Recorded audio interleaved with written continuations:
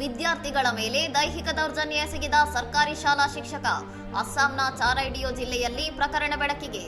ಸಹಾಯಕ ಶಿಕ್ಷಕ ಅರಿಫುಲ್ ಇಸ್ಲಾಂ ಅವರು ತರಗತಿ ಅವಧಿಯಲ್ಲಿ ಹಲವಾರು ವಿದ್ಯಾರ್ಥಿಗಳ ಮೇಲೆ ದೀರ್ಘಕಾಲದವರೆಗೆ ಹಲ್ಲೆ ನಡೆಸಿದ್ದು, ಮಕ್ಕಳಲ್ಲಿ ತೀವ್ರ ಭಯ ಮತ್ತು ಆತಂಕವನ್ನು ಉಂಟು ಮಾಡಿದ್ದಾರೆ ಎಂದು ಆರೋಪಿಸಲಾಗಿದೆ. ಶಾಲಾ ಮುಖ್ಯೋಪಾಧ್ಯಾಯರು ಸಿಸಿಟಿವಿ ದೃಶ್ಯಾವಳಿಗಳನ್ನು ಪರಿಶೀಲಿಸಿದಾಗ ಈ ದೌರ್ಜನ್ಯ ಬೆಳಕಿಗೆ ಬಂದಿದ್ದು, ಶಿಕ್ಷಕನು ವಿದ್ಯಾರ್ಥಿಗಳನ್ನು ಹೊಡೆಯುವುದು, ಒದೆಯುವುದು ಮತ್ತು ಒಬ್ಬ ವಿದ್ಯಾರ್ಥಿಯನ್ನು ಕಿಟಕಿಯಿಂದ ಹೊರಗೆ ಎಸೆಯಲು ಯತ್ನಿಸಿರುವ ಆಘಾತಕಾರಿ ದೃಶ್ಯಗಳು ಕಂಡುಬಂದಿವೆ.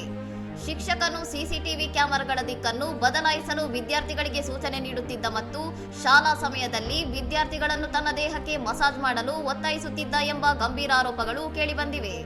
ಶಾಲಾ ನಿರ್ವಹಣಾ ಸಮಿತಿಯು ಆರೋಪಿ ಶಿಕ್ಷಕನ ವಿರುದ್ಧ ಮೇ 5ರಂದು ಶಿಕ್ಷಣ ಇಲಾಖೆಗೆ ಲಿಖಿತ ದೂರು ಸಲ್ಲಿಸಿದ್ದು, ಈ ಬಗ್ಗೆ ತನಿಖೆ ನಡೆಸುವಂತೆ ಬ್ಲಾಕ್ ಶಿಕ್ಷಣಾಧಿಕಾರಿಗೆ ನಿರ್ದೇಶನ ನೀಡಲಾಗಿದೆ. ಶಿಕ್ಷಕನ ವಿರುದ್ಧ ಕಠಿಣ ಕ್ರಮ ಕೈಗೊಳ್ಳದಿದ್ದರೆ ಶಾಲೆಯನ್ನು ಬಂದ್ ಮಾಡಿ ಪ್ರತಿಭಟನೆ ನಡೆಸುವುದಾಗಿ ಸ್ಥಳೀಯ ಸಂಘಟನೆಗಳು ಮತ್ತು ಪೋಷಕರು ಜಿಲ್ಲಾಧಿಕಾರಿಗಳಿಗೆ ಎಚ್ಚರಿಕೆ ನೀಡಿದ್ದಾರೆ. ಇನ್ನಷ್ಟು ಸುದ್ದಿಗಳಿಗಾಗಿ ನೋಡ್ತಾ ಇರಿ ಸೌರಂ ಟಿವಿ.